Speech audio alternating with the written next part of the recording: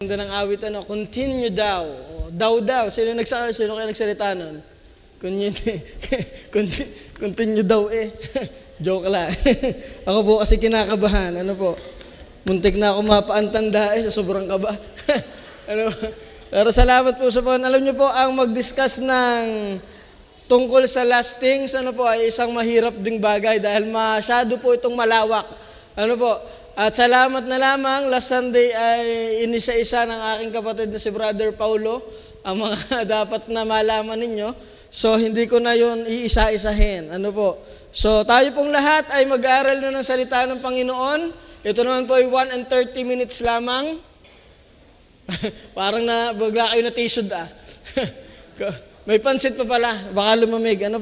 Tayo pong lahat tumayo at buksan natin ang ating mga Bible sa 1 Peter chapter 1, verse 3 hanggang verse 7. 1 Peter chapter 1, verse 3 to verse 7. And kung nakita na po, ay say amen. Amen. So sundan na lamang po ninyo sa inyong mga Bible. Akin pong babasahin. Ang sabi po dito, 1 Peter chapter 1, verse 3 to 7. Blessed be the God and Father of our Lord Jesus Christ, which according to His abundant mercy, He begotten us again unto lively hope, by the resurrection of Jesus Christ from the dead. Verse 4, to an inheritance incorruptible and undefiled, and that fadeth not away, reserved in heaven for you. Verse 5, who are kept by the power of God through faith unto salvation, ready to be revealed in the last time. Verse 6, wherein ye greatly rejoice, though now for a season, if need be, ye are in heaviness through manifold temptations. And verse 7, and the last, that the trial of your faith, being much more precious than of gold, that perisheth, though it be tried with fire, might be found unto praise and honor and glory of the appearing of Jesus Christ. Tayo po muna sa mandaling manalangin. Tayo manalangin. Ama namin Diyos, Amang banal, dakila at makapangyarihan sa lahat, Panginoon, magandang hapon po, Panginoon, sa iyo. Ama, kami po yung nagpupuri at nagpapasalamat sa iyong dakilang biyaya sa aming buhay, na kami, Panginoon, ay nakapag-aral at makakapag-aral pa ng iyong salita, Panginoon. Ama, samahan mo po kami ngayong hapon na ito. Ikaw po ang kumilos sa amin pong mga buhay. Nawa, Panginoon, ikaw po ang maitaas. Wala pong ibang maging bida ngayong oras na ito kundi ikaw, Panginoon. And Lord, bigyan po kami ng pusong mababa, puso, Panginoong suko at handang mag-accept, Panginoon, ng iyong kalooban sa aming mga buhay. Lord, ikaw po ang patuloy nakikilos, linisin mo po ako sa aking mga kasalanan, at nawa, Panginoon, empower me by your Holy Spirit, O God. Bigyan mo po ako ng salita na aking sasalitain. And Lord, lahat mong ito ay aming dalangin sa matamis at banal na pangalan ng Panginoong Hesus. Amen at amen. Yan. Sige po, maaari na po tayong magsiupo. So ngayon mga minamahal, ang atin pong title ay pinamagatan kong Continue in Serving Till Jesus Comes. Magpatuloy ka sa paglilingkod hanggang ang Panginoong Hesus ay dumating. Ngayon mga minamahal, kung ating titingnan, bakit nagkaroon ng ganitong usapan o sulat si Pedro dito sa church, sapagkat nung panahon pong ito, ang church ay under persecution. Ang church ay maraming mga binabata na mga heaviness sa kanilang buhay, pananampalataya. Nandiyan yung mga persecution outside the church, yung mga iba't ibang turo at mga iba't ibang mga tao na gustong wasakin ang church. At ang nakakalungkot, meron din inside the church. Yung mga false brethren, mga false teachers, mga taong nasa loob na nagtuturo ng ibang aral. At ang mga bagay na ito ay nagdala sa church sa isang kalungkutan at sa isang ika nga ay discouragement. At dumating sa puntos na sumulat na si Apostol Pedro sa church. At ang nakaka-amaze ay in-encourage niya ang church sa pamamagitan ng pagbabalik ng Panginoong Hesus. Yung pag-asa na meron sila sa Panginoong Hesukristo sa kanyang pagbabalik. Ano? Ngayon mga minamahal, paano natin ito maire-relate sa atin? Tayo po, mga minamahal, bilang mga mananampalataya, marami sa atin ang dumadanas ng iba't ibang discouragement. Sa pananampalataya, meron sa atin ang inuusig ng mismong pamilya niya sa pag-church. Ano? At meron din naman mismong kasama niya sa pag-church ang nagiging problema niya. Ano po? Ang ibig ko lang sabihin, mga minamahal, bilang tayo mga tao, tayo po ay hindi ligtas sa mga discouragement, sa mga frustrations, sa mga bagay na kung saan para bagang magdadala sa atin sa tumigil na lang kaya tayo sa paglilingkod sa Panginoon. Sa pag-iisip na tama pa ba itong ginagawa ko? Panginoon, ang bigat na parang ayaw ko na. Ano? Pero mga minamahal, napakaganda ngayong araw na ito, ngayong month na ito, ang pinag-aaralan natin eschatology. Tama po ba? Ang pagbabalik ng Panginoon. At idiniscuss po sa atin ni Brother Paulo yung mula sa rapture hanggang sa millennial. Ano po? Doon sa ang Panginoon na ang ating kasama. Ano? So ngayon mga minamahal, ngayong oras na ito, sana sa dami ng discouragement na meron ka. Kasi minsan, napapansin mo din, gumagawa naman ako Pero bakit parang hindi naman napapansin yung ginagawa ko? Bakit parang yung mga ginagawa ko, ang kapalit pa, parang tinitisod pa ako ng mga ito. Di ba? Pero sana mga minamahal, sa mga ganong part, ang mas tingnan natin yung pag-asang meron tayo sa Panginoon. Ngayon, punta po tayo sa verse 3. Ang sabi po dun sa verse 3, Blessed be the God and Father of our Lord Jesus Christ, which according to His abundant mercy, hath begotten us again unto lively hope by the resurrection of Jesus Christ from the dead. Mga minamahal, sa gitna ng iyong discouragement, bakit ka magpapatuloy? Remember the great hope. Remember our great hope. That great hope we had in Him. Yung pag-asa, yung dakilang pag-asa na meron tayo kay Kristo. Alam niyo po, lagi nating isinisigaw na sana sa ating paglilingkod, ang magtulak sa atin ay ang pag-ibig ni Jesus. Ano, mga minamahal? At alam niyo ba na part ng pag-ibig ng Panginoong Jesus sa atin, hindi niya lang tayo basta niligtas. Binigyan niya tayo ng pag-asa na sa kanyang pagbabalik, meron tayong mamanahin. Ano po? Meron tayong inaantay. Alam niyo, kahirap mag-antay dun sa wala namang dadating. Ano? Yung parang ikinapuntahan ng politiko, at pag ako'y nanalo, ay itong inyong kalsada din ay aking ipapatiles. Grabe naman yung politikong yun. Ano? Yung bahay ko na lang ipatiles mo, wag na yung... Ang daming mga pangako. Ano? Pero, nung dumating na yung araw na yon, wala yung mga pangako. Napako. Ano po? Salamat sa Panginoon, ang pangako niya sa atin ay lively hope. Great hope na meron sa Kanya. Ngayon, mga minamahal, ang sabi dun sa verse 4, it is incorruptible and undefiled inheritance. Ano po? Sabi dun sa verse 4, to an inheritance incorruptible. Tingnan muna natin yung incorruptible. Hindi ito kagaya ng mga meron dito sa lupa. Kasi alam niyo yung church na ito, inaagawan sila ng mga yaman, kinukuha yung mga yung mga pag-aari nila, yung mga pera nila. Ngayon, ang sabi ni Peter, yung mamanahin mo sa Panginoon, uncorruptible. Hindi kagaya ng meron dito sa lupa. Hindi kagaya ng mga bahay natin na dito sinusunog dahil tayo pinapersecute. Yung bahay natin doon, nung mansion natin over the hilltop, hindi kagaya ng meron tayo sa lupang ito. It's incorruptible. Ngayon, ano pang sabi dyan? Undefiled. Undefiled. Alam niyo po, pagdating sa mga Muslim, sa mga Mormons, kung inyong pag-aaralan yung kanilang pag-asa, halos dumadating pa rin yung puntos na parang patungkol sa laman. Pagdating sa Muslim, di ba, may virgins na nag-aantay sa'yo. Sa Mormons, pwede ka pang mag-asawa. Ang dami mong asawa doon. Lahat ng asawa mo dito sa lupa, pwede mong asawa pa rin doon. Ano po? Pero ang pag-asa natin sa Panginoon, hindi ganun. Walang halong kasalanan. Purong kabanalan. Ano po? Purong katuwiran. Purong kaluwalhatian ang ibibigay niya sa atin. Ano mga minamahal? Kaya sana, ang sabi ni Pedro, na sa kabila ng mga discouragement mo, tatandaan mo na yung iyong pag-asa kay Kristo, hindi lamang incorruptible, but also undefiled inheritance. Tayo po ba'y nagagalak sa ganong klaseng pag-asa na meron tayo? Kasi alam nyo, kung hindi tayo nagagalak doon sa ganong klaseng pag-asa, nakakalungkot.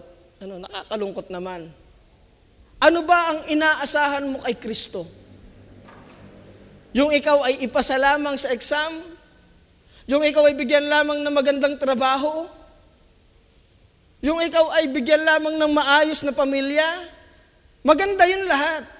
Pero tatandaan natin mga minamahal, hindi yun ang katapusan ng pangako ni Jesus. Ang pag-asa natin nandudun sa langit na bayan, sapagkat ang lahat ng mga yan, mawawala. Kaya nga mga minamahal, kung ikaw ay Kristiyano at nakatuto ka lamang dito sa lupa, ang sabi ni Pablo, sa lahat ng tao, ikaw ang kahabag-habag. Kung ikaw ay mananampalataya ng Diyos, at ang tingin mo lamang kaya ka nagsisikap ay pang dito sa lupa, magandang magsikap. Kung ikaw ay pagpapalain ng Diyos, napakaganda niyan.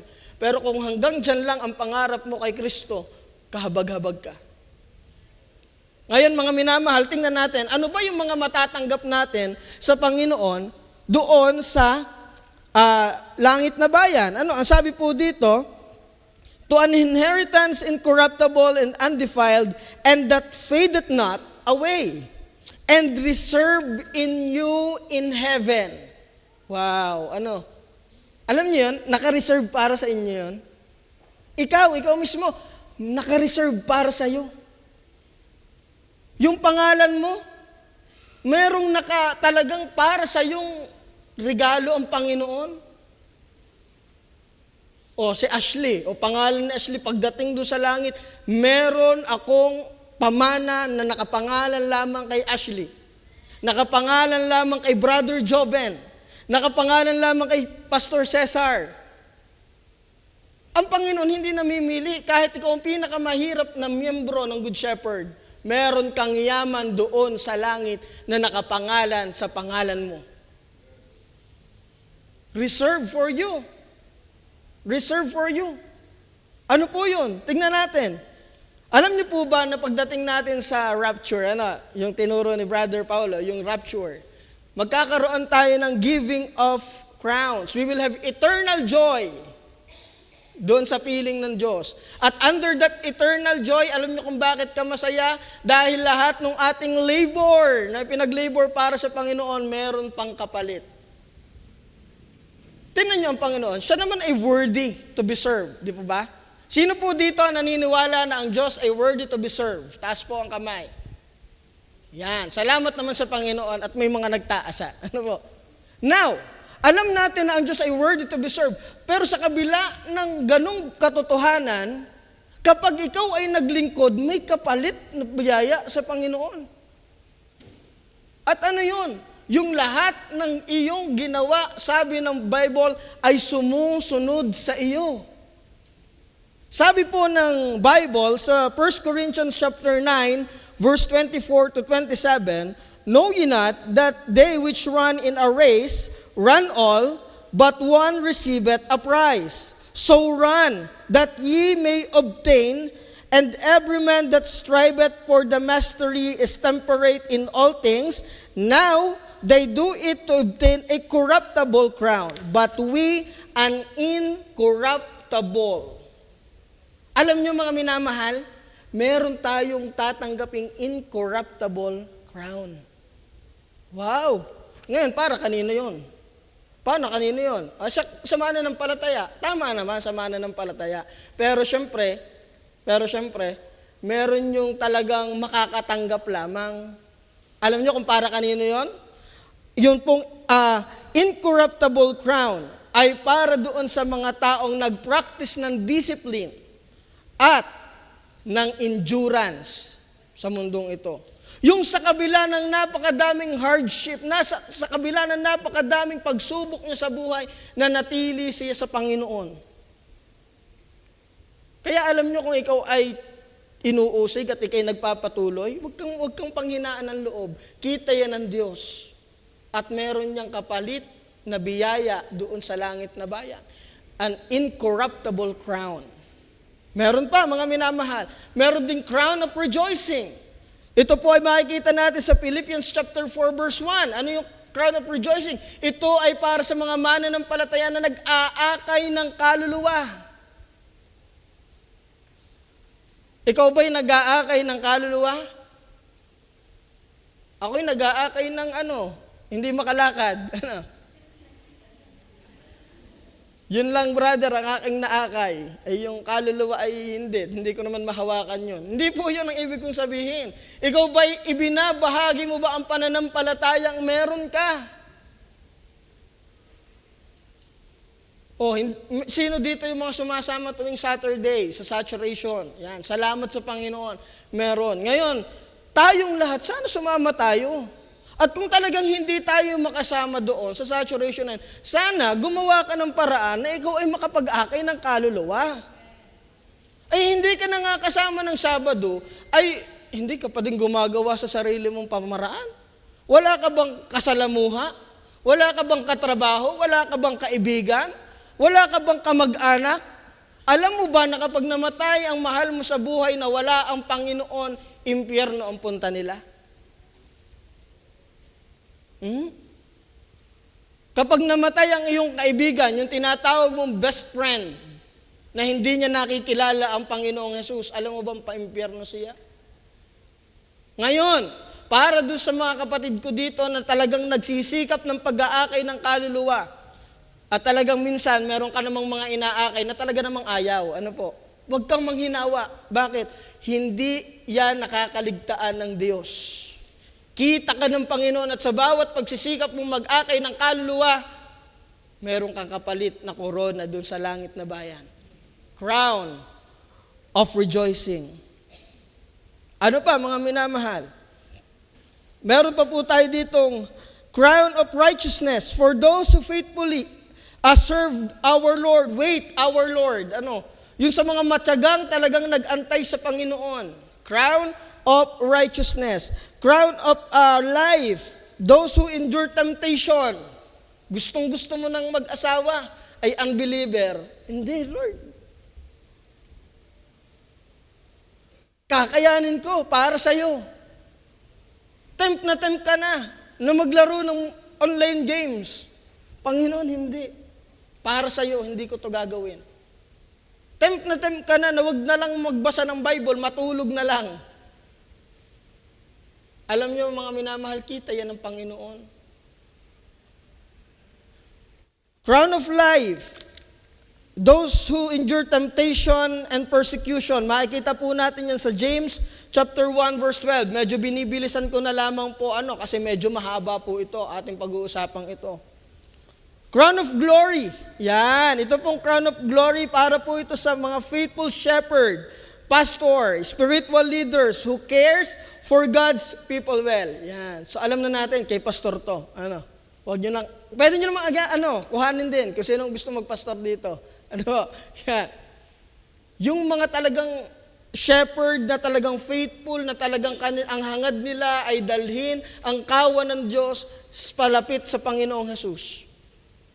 Yan po yung makikita natin sa 1 Peter chapter 5 verse 2 to 4. Ating pong basahin. 1 Peter chapter 5 verse 2 to 4. Sabi po dyan, feed the flock of God, which is among you, taking the oversight thereof, not by constant, but willingly, not by filthy lucre, but of a ready mind, neither as being lords over God's heritage, but being ensamples of the flock. And when the chief shepherd shall appear, ye shall receive a crown of glory that fadeth not away. Ano pong ating makikita dito? Mga minamahal, yung ating ginagawa sa Panginoon, hindi naman yan walang kabuluhan. Though dito sa lupa, pwedeng hindi ka ma-recognize at wag mo nang hanaping ma-recognize ka dito. Ang mahalaga na re-recognize ka ng Diyos. Ang mahalaga pagharap mo sa Panginoon, ang sasabihin niya, well done, thou good and faithful servant. Aanhin mo. Ang ikaw nga ay nare-recognize ng mga tao, pero pagdating mo sa Diyos, sunog pala lahat ng ginawa mo dahil ang hinanangad mo lang ay recognition ng tao. Aanhin mo na ikaw nga'y pinapalakpakan ng tao, pero sa Diyos, napapailing ang Panginoon sa ginagawa mo. Mas maganda na yung hindi ka maintindihan ng mga tao sa paligid mo, bakit ka naglilingkod, hanggat alam mong ang nalulugod ay yung Diyos na nagligtas sa'yo. Alam nyo, mga minamahal, walang isang pinakamasarap na bagay kundi ang maglingkod sa Panginoon. Kung ikaw ay nadi-discourage na, sisimba pa ba ako? Ay, ako na lang ang sumisimba sa grupo namin Dati nung kami binabible study, ang dami namin. Ngayon, ako na lang. Sumimba ka pa din. Kasi baka sa inyo, ikaw lang yung saved. Ako ba'y magpapatuloy? Ako naman wala naman ako laging naiaambag pagka may labas-labas kami. Alam mo mga minamahal, ang tingnan mo ay kung anong magagawa mo para sa Panginoon. Sabi ko dun sa klase namin sa newly baptized, sabi ko sa kanila, kasi tinanong ko sila, anong expectation nyo sa church? At ang dami nilang expectation. At mostly, ang sabi nila, ako ay maakay, sila'y makatulong sa akin para ako'y maakay sa aking pananampalataya. So church, alam niyo na, yun ang expectation nila ha. Tulungan natin sila na maakay, palapit sa pananampalataya sa Panginoon, sa paglago, sa pananampalataya sa Diyos. Ngayon ito, sabi ko sa kanila, yung expectation yung yan, dapat nakikita din sa inyo yan. Dapat yan din ang mindset mo. Na kaya ako'y nandito dahil nais kong ako'y magamit ng Diyos na ang aking mga kapatid ay mapalago ang kanilang pananampalataya. Na makita sa akin yung pananampalataya na ibinigay ng Panginoong Hesus. Tanungin niyo ang inyong sarili ngayon. Pag tumitingin kaya, huwag muna natin pag-usapan ng mga unbelievers, yung mga kasama natin dito sa church. Pag tumingin kaya sila sa atin, lumalago kaya ang kanilang pananampalataya at ang pag-ibig nila sa Diyos? Let's check ourselves. Ano po? Sabi ni Pablo, examine yourselves. Yan, ano po? So ngayon, mga minamahal, para saan ba itong mga corona na ito? Kasi, binigyan ka ng Panginoon ng corona. Ano yun? Para may pangyayabang ka doon sa langit. Tinan mo ang corona ko patong-patong. Para ako sumali ng tawag ng tanghalan. Ako'y undefeated. Yun po kaya yun? Hindi po, mga minamahal. Doon po sa Revelation chapter 4, verse 10 to 11, nakita po ni Juan, yung mga elders, na yung kanilang mga gawa o mga crown nila ay iniaalay nila sa Panginoon. Alam niyo yung mga crown na ito, bakit ka magsisikap? Kasi yan din naman ay iaalay mo kay Kristo. Ibabalik mo yan kay Kristo. Di ka nakakalungkot, wala kang naibalik. Binigyan ka ng Panginoon ng pagkakataong maglingkod ay hindi ka naglingkod. Binigyan ka ng Diyos ng pagkakataong maipahayag ang kanyang pangalan ay hindi mo ginawa. Tama naman na hindi ka naman nadadalhin ng Diyos sa impyerno. Pero nakakalungkot mga minamahal na pagharap mo sa Panginoon, wala ka man lang may alay sa kanyang ginawa mo dito sa lupa. Diba? Ngayon mga minamahal, hindi lamang tayo may eternal joy dahil ng crown, but also, tayo ay mapapakasal sa ating Savior. Yan, mapapakasal tayo sa ating Savior. Alam niyo po ba na kayo ay bride of Christ? Sino po dito nakakaalam na siya bride of Christ?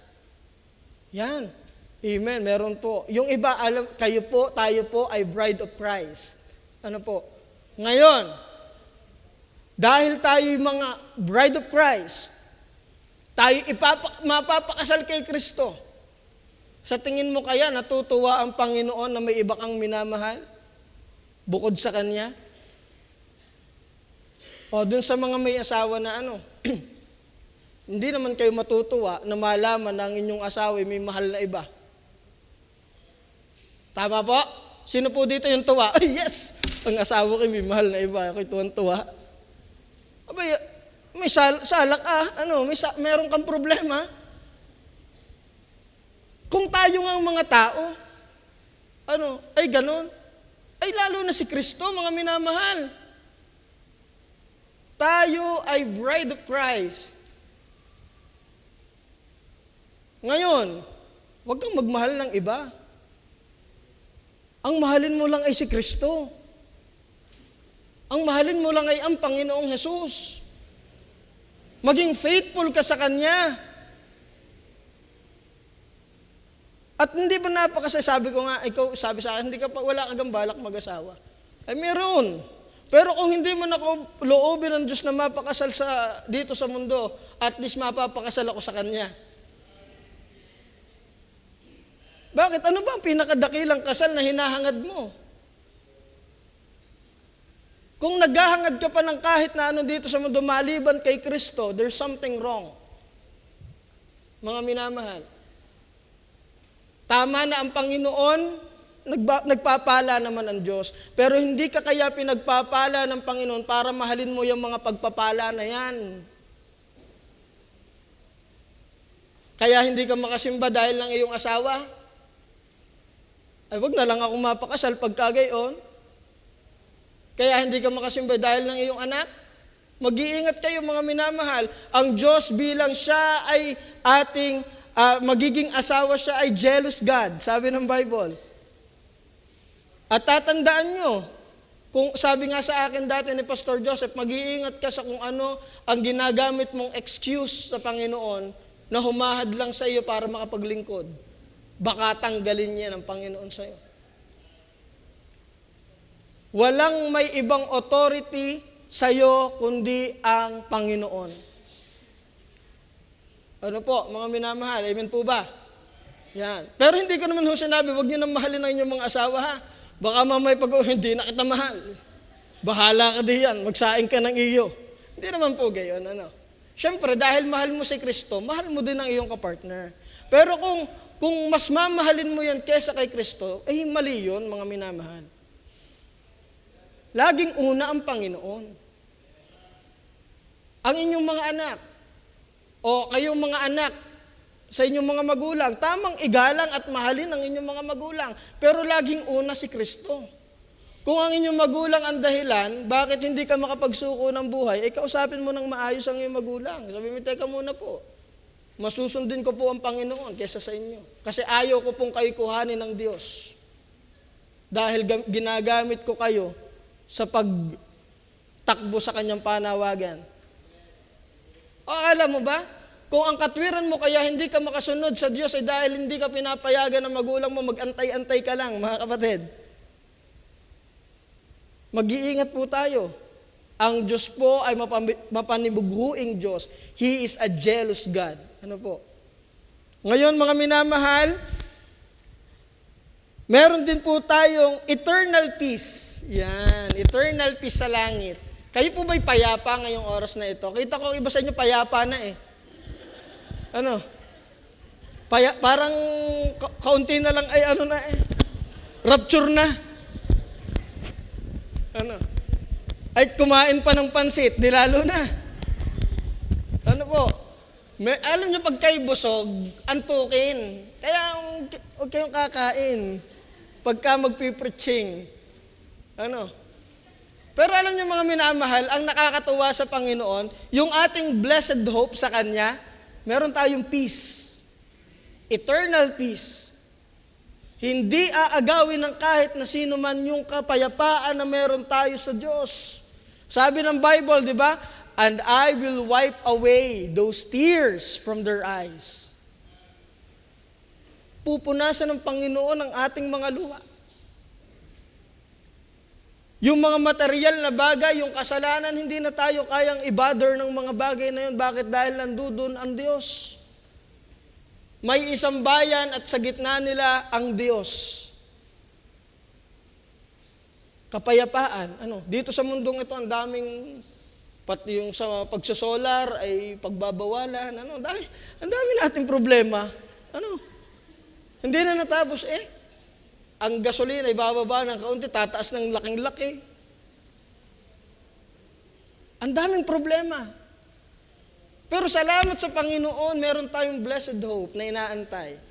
Na pagbalik niya, meron tayong eternal peace. Meron din po tayong perfection, eternal perfection. Kasi pagdating ng Panginoon, i-glorify yung ating mga lupang katawan. Kayo po ba yung naglolong doon sa isang katawan na hindi na nagkakasala?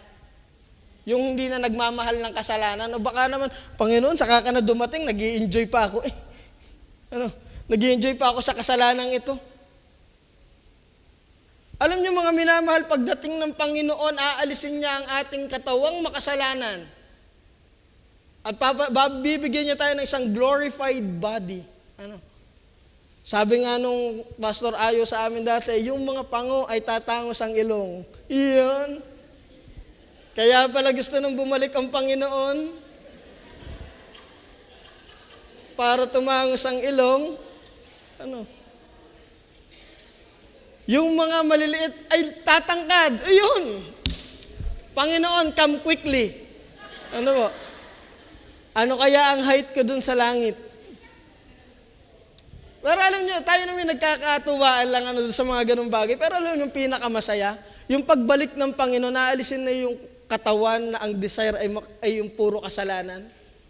At papalitan niya ng isang katawang banal, matuwid, nagmamahal sa katuwiran ng Diyos. Kayo po ba ay naghahangad ng ganong klaseng biyaya ng Panginoon? Alam mo, tayo lang ang meron noon. Yung mga tunay na mananampalataya ng Diyos. Opo. Kaya siguraduhin nyo ng kayo mananampalataya ng Diyos. Baka hindi pa.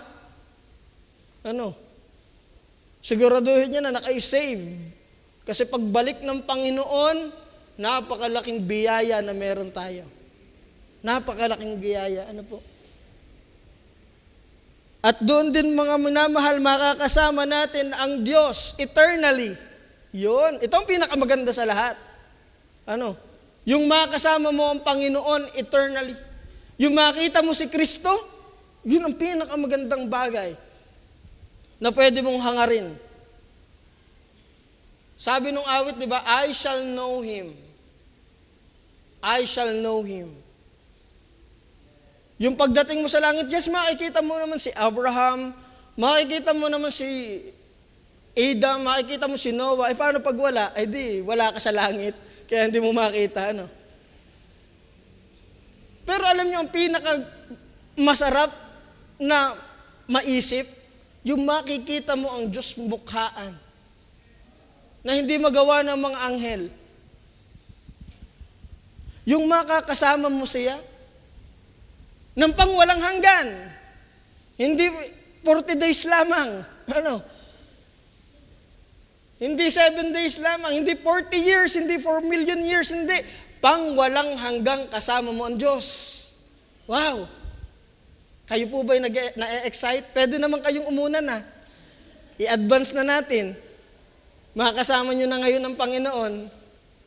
Wag naman muna, wag muna. Pero ang sarap nun, mga minamahal. We have that hope in Him. At yung hope na yun, alam nating dadating. Alam nating one day, mararanasan natin. Hindi tsamba-tsamba lang. Kagaya ng paniniwala ng isang relihiyon, may bilang lang ang pupunta sa langit, ha? Kapag hindi ka nakasama sa bilang, hindi ka kasama doon sa langit. Kalungkot noon, Yung katabi mo, natawag, yun na yung last. Sayang. Halimbawa, ang bilang lang ay pang 4,050, ay ikaw ay 4,051. Hindi pa nakaabot. Ay hindi po ganun ang blessed hope na ibinibigay sa atin ng Diyos. Kaya po mga minamahal ko, ikay na-discourage, kung ayaw mo nang maglingkod, isipin mo yung blessed hope na meron ka sa Panginoon. Ito pong mga taga-church na ito sa 1 Peter, I believe sila yung mga pagod na din sa labi ng persecution na kanilang binabata. Pero sila'y in-encourage ng Panginoon sa kanyang pagbabalik. Doon sa pangako niya na siya'y babalik. Kayo po ba ay nai-encourage doon sa ang Panginoon babalik? Opo. Ngayon mga minamahal, hindi po lamang na ating alalahanin yung great hope na meron tayo sa Panginoon, but remember also that great assurance. Great assurance. Kasi ang hirap nung meron kang hope, meron kang inaasahan, hindi mo naman sure kung kailan. Hindi mo naman sure kung talagang dadating nga. Kagaya nga nung ating sinabi kanina. Pero napakaganda mga minamahal, na itong ating pag-asang ito, sigurado tayo na secured. 100% mangyayari. Bakit? Dahil ito pong assurance na ibinibigay ng Panginoon ay mismong galing sa Kanya. Yung pangako, mismong galing sa Kanya. Alam niyo mga minamahal, hiramin lamang natin yung isang talata sa Titus. Anong sabi ng Titus? Pwede po bang paki-post din po? Titus chapter 1, para makita po ng lahat. Titus chapter 1 verse 2, in hope of eternal life, which God that cannot lie. Yung pangakong ito, alam mo kung bakit ka-secured? Dahil nakaangkla yun sa Diyos. At itong Diyos na ito hindi magsisinungaling. Kailan siya? Promised before the world began. Bago palalangin ang mundo, nakapangako na sa iyo yun. Gaano katindi yun? Sabi po ng 1 Peter chapter 1 verse 4, to an inheritance incorruptible and undefiled, and that fadeth not away. Fadeth not away. Mga minamahal? Sabi ng verse 5, who are kept by the power of God. Napakasarap isipin na itong pag-asa na meron tayo, ang tumatangan ay ang Diyos. Ang kapangyarihan ng Diyos. Pag-uusapan pa ba natin dito kung gaano makapangyarihan ang Diyos? Simplehan na lang po natin. Yung dagat, Yung dagat, isipin nyo kung kahit gaano kadaming ulan, hindi napupuno. Hindi naawas. Yung earth at yung distance ng earth sa sun, perfect. Yung gravity, tamang-tama lang para sa atin. Yung puso mo, sige nga, sino po dito may puso? Hawakan niyo po yung mga puso. Natibok. May battery po ba yan? Teka lang brother, lobat na 1 bar na lang, charge ko lang. Hindi. Tumitibok, hindi mo naman iniisip talaga na, tumibuka. Hindi. Automatic na tumitibok. Po? Sinong nagpapadibok niyan? Ganun siya makapangyarihan sa lahat. Nang likain niya ang mundo, wala siyang hiningan ng payo. Sabi ng Bible. Sabi ng Bible, ako ang Diyos at liban sa akin, wala nang ibang Diyos. Isipin niyo kung gaano makapangyarihan yung Diyos na humahawak ng pangako na yon. Mga minamahal, ang sabi po dun sa verse 3, balik po tayo dun sa verse 3, which according to His abundant mercy. Yung pangako ng Diyos ay nakaangkla doon sa kanyang biyaya, sa kanyang awa, sa kanyang buhay. Hanggang kailan magiging merciful ang Diyos? Ay pang walang hanggan siyang merciful. Sabi po ay His unchanging faithfulness.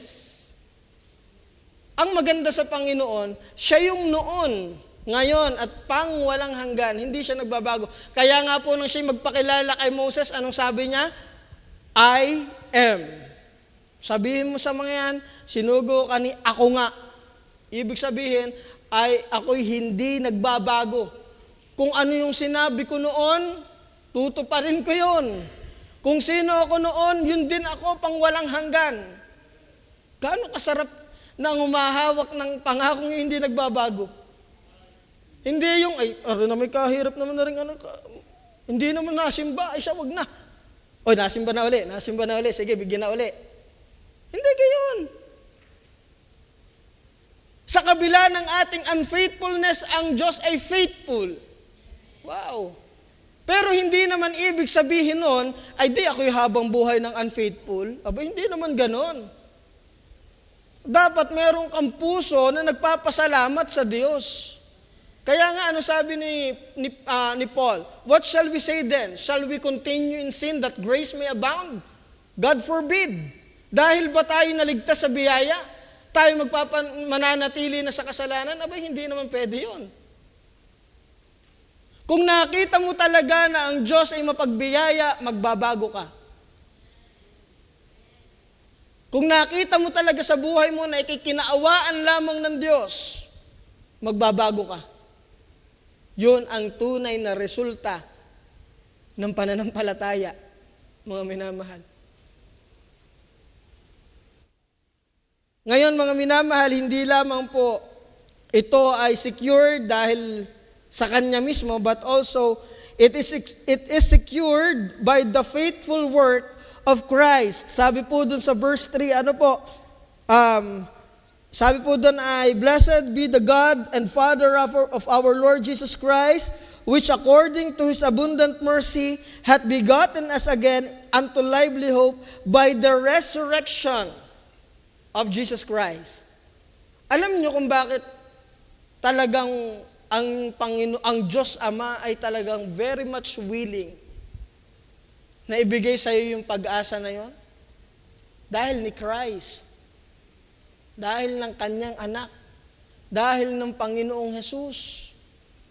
Secured ang ating pag-asa dahil ni Kristo. Yung perfect work of Christ.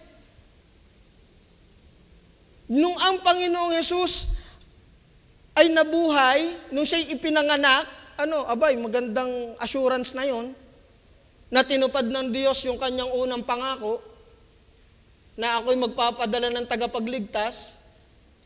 Kaya alam niyo mga minamahal, nung ang Panginoong Jesus ay nabuhay, yun ay isang sapat ng dahilan para tayo mapanatag na ang pangako ng Diyos ay totoo. Bakit? Yung unang pangako niya ay tinupad niya. Magpapadala siya ng Savior. At ang Panginoong Jesus ay namatay. Sabi ng Bible, di ba? Siya'y namatay para sa ating mga kasalanan. At hindi lamang yun, siya'y nabuhay na mag-uli. Ang difference ni Christ sa lahat ng mga sinasabi nilang founder ng church, si Christ ay nabuhay na mag-uli. At yun po yung konteksto ng Corinthians na sinasabi ni Paul na kung sa buhay lamang na ito tayo umaasa kay Kristo, tayo sa lahat ng tao ang kahabag-habag. Bakit? Dahil yung Kristo na ating pinanghahawakan, yung Kristo na ating pinagtitiwalaan, ay nabuhay na mag-uli. Yung pag-asang meron ka kung bakit ikaw ay panatag na yan ay secured dahil yung Kristo na nangako niyan ay nabuhay na mag-uli. Nabuhay na mag-uli ang Panginoong Jesus. Alam niyo kung hindi nabuhay ang Panginoong Jesus ulit, walang silbi itong pananampalatayang meron tayo. Alam niyo kung bakit ang ating pananampalataya matibay? Alam niyo po ba kung bakit? Dahil si Jesus ay nabuhay muli. Dahil kung ang Panginoon Jesus ay hindi nabuhay, walang silbi ang ating pangangaral, walang silbi ang ating pag-awit, walang silbi ang ating ginagawa, walang silbi ang ating pananampalataya. Dahil yung pala namang ating pinananampalataya ay hindi naman pala tagapagligtas talaga at hindi naman pala makapangyarihan dahil hindi niya na-overcome yung death. Pero salamat sa Panginoon na overcome niya yung death. Kaya yung ating hope na pinag-aaralan dito, yung pagbabalik ng Panginoong Hesus, bakit ka kailangan maging masaya? Kasi alam mo yun ay totoo. Masaya po ba kayo kapag pinag-uusapan na ang Panginoon ay babalik muli? Masaya tayo. Ang tanong, handa ka na ba? Pagharap mo sa Kanya. Yes, masaya tayo. Pero sa klase kaya ng buhay na meron tayo ngayon, the way we serve Him, the way we worship Him, ready kaya tayong humarap sa Kanya?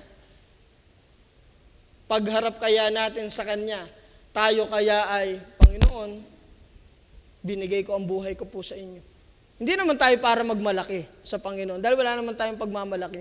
Pero yung alam mong talagang ang buhay mo, ginamit mo sa Kanya, it's something, na talaga namang masaya kang haharap sa Diyos. Kesa yung haharap ka sa Panginoon na alam mong ang buhay mo punong-puno ng kasalanan, punong-puno ng pagtalikod sa Diyos, punong-puno ng pusong hindi marunong magpatawad, punong-puno ng pusong punong-puno ng galit. Huwag sana ganun, mga minamahal. Si Jesus ay babalik. Masaya tayo. But, ready ka ba sa pagbalik ng Panginoon? At pagbalik niya, nasan ka kaya? Ay paano linggo? Bumalik ang Panginoon, linggo. Ay nasa SM ka. Patay. Nasa swimming pool. Nagpo-floating ka pa doon. Nasa birthday yan. Mga minamahal, wag mong ipagpalit si Kristo sa mga ganong bagay lamang. Huwag mo ipagpalit si Kristo sa mga ganong bagay lamang. Alam niyo mga minamahal, ito mismo yung nakita ni Apostol Pablo, kaya ang sabi niya, ang lahat ng bagay na inari kong mahalaga ay suka lamang. Nothing but dung. Yung aking pinag-aralan, yung aking talino, yung aking mga soldiers, yung aking pwedeng ipagmalaki sa kautusan dahil ako'y sumusunod sa kautusan, lahat yun ay suka lamang sa harap ng Panginoong Hesus. Yung dami ng ating achievements, pero kung hindi mo naman kasama si Kristo, wala yung halaga. Mga minamahal, hindi lamang ikaw ay wag tumigil sa paglilingkod, kundi tumigil ka din naman sa pagkakasala. Mahirap hindi ka nga natigil sa paglilingkod, hindi ka din naman natigil sa pagkakasala. Abay, mahirap yon. Sabi nga ni Pastor Ayoy, wag kang, hunyango gayon, yung pag nakakapit sa kulay berde, ay kulay berde. Pag nakakapit sa kulay brown, ay kulay brown. Hindi gayon. At ang huli, yan. Huli na po, huli na. Pastor, huli na po.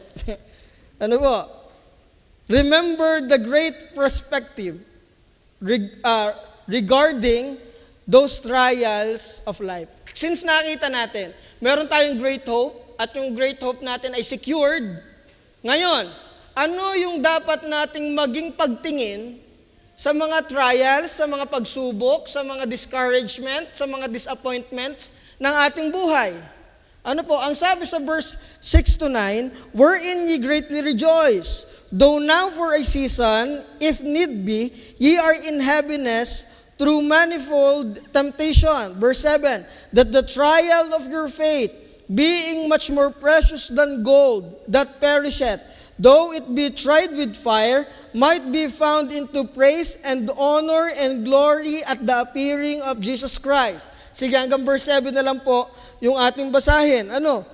So, ang una mga minamahal, doon sa mga ganong pagkakataon, ang dapat nating makita, we must see it as an opportunity to showcase our faith. Na iyong maipakita ang iyong pananampalataya. Hindi yung nung ikaw ay pinarsecute, ay tumigil ka na nga. Nung sinabihan ka, ay kayo wag na sisimba, hindi na nga sumimba Hindi mga minamahal. Yung mga bagay na yun ay sadyang hinahayaan ng Panginoong dumating sa buhay mo para ipakita mo ang iyong pananampalataya. Remember Shadrach, Meshach, and Abednego? Hinayaan ng Panginoon na sukdulang sila itapon dun sa apoy. Pwede namang right away, iligtas na sila ng Panginoon, di ba? Pwede namang patigilin na lang ng Panginoon ng paghinga sa hari, tapos na. Ligtas na sila. Pero hindi. Hinayaan ng Panginoon na sila sukdulang ihagi sa apoy. Bakit? Para talagang maipakita yung kanilang pananampalataya. Mga minamahal, ikaw ay pinadadaan ng Diyos sa mga challenges ng buhay mo, hindi para ikay pahirapan. Hindi para ikay patigilin sa pagsamba. Hindi para ikay patigilin sa pagmiminister. Hindi para ikay tumigil sa iyong ministeryong pinangahawakan. Kundi para ipakita mismo dun sa mga tao sa paligid mo yung pananampalatayang meron ka. Sabi ng Bible, let your light so shine. Hayaan mo magliwanag ang iyong ilaw. Hindi yung tatakloban mo, siya, sige, ako na may pinapersecute, siya, wag na nga sumimba. Mauunawaan nyo din. Ay, kailan? So, mga minamahal, kailangan nating makakita to as opportunity to showcase our faith. And number 2, we must see it as an opportunity to cultivate a sincere, Christ-centered faith. Christ-centered faith. Ano, sabi po ng 7 verse B, 7b, sabi po doon, that be found unto praise and honor and glory at the appearing of Jesus Christ. Verse 9, whom having not seen, ye love, in whom, though now ye see him not, yet believing ye rejoicing with joy unspeakable and full of glory. Mga minamahal, yung ating mga trials, ibinibigay yan ng Panginoon, hinahayaan ka ng Panginoon dumaan dyan para yung iyong pananampalataya ay talagang maisentro mo kay Kristo. Maisentro mo sa pananampalataya kay Jesus. Ang makita'y ang Panginoong Jesus, ang maging biday si Jesus.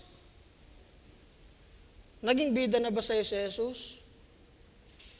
Sa lahat ng mga naging pagsubok sa iyong pananampalataya? Nakita na ba si Jesus? O baka hindi pa. Gusto mo lang dumating ang Panginoong Jesus. Pero ang tanong, naipakilala ba ng buhay mo sa Jesus? Gusto mo maligtas ang iyong mga mahal sa buhay? Ang tanong, nakita ba nila sa iyo si Jesus? Gusto mo maligtas ang iyong mga kaibigan? Ang tanong, nakita ba nila sa iyo si Jesus? Sometimes sa nakikita lang sa atin, yan ay nagmi-minister yan sa kanilang church. Hanggang doon lang, tapos na. Pero hindi nakita si Kristo. Alam nyo mga minamahal, sa ating pong pagtatapos, yes, ang buhay pananampalataya po ay punong-puno ng discouragement. Hindi po tayo makakaligtas dyan. Pero continue in serving. Dadating ang Panginoon. Babalik siya. At sa pagbabalik niya, meron siyang daladalang hope para sa atin. Pag-asa na nakasecured sa Kanya. Nakasecured sa Diyos, nakasecured kay Kristo. Pero sana habang hindi pa bumabalik ang Panginoon, magsikap tayong maglingkod. Huwag tayong basta lamang dumadating, sumisimba at uuwi. Sana tayo uma-attend at talagang nagiging asset ng Panginoon dito sa lupa, naglilingkod sa Kanya. Ano po? Tayo pong lahat ay manalangin. Tayo pong mag-pray. Ama naming Diyos, Amang banal, dakilat, makapangyarihan sa lahat, Panginoon, kami po nagpapasalamat sa iyong dakilang pangalan. Lord, salamat po sa pag-asa na isang araw ikaw ay babalik. At sa pagpabalik mo, Panginoon, kami ay iyong bibiyaan, Panginoon, ng mga biyaya na kung amin namang titingnan, hindi kami karapat-dapat. Lord, I pray na sana, Panginoon, buksan mo po ang aming mga puso. Hindi ko po alam, Panginoon, kung paano kayo nangusap ngayong oras na ito. Hindi ko po alam, Panginoon, kung sino ang kinausap po ngayong oras na ito. But Lord, I pray na sana, Panginoon, bigyan mo kaming ang bawat isa amin ng pusong mababa, pusong handang kumilala sa iyong pagkilos, pusong handang magpasakop, Panginoon, sa iyong pangalan. Panginoon, ikaw po ang tumulong sa amin pong mga buhay, patuloy pong ikaw ang maitaas at ang lahat pong ito'y aming dalangin Sa pangalan ng Panginoong Hesus, Amen at Amen.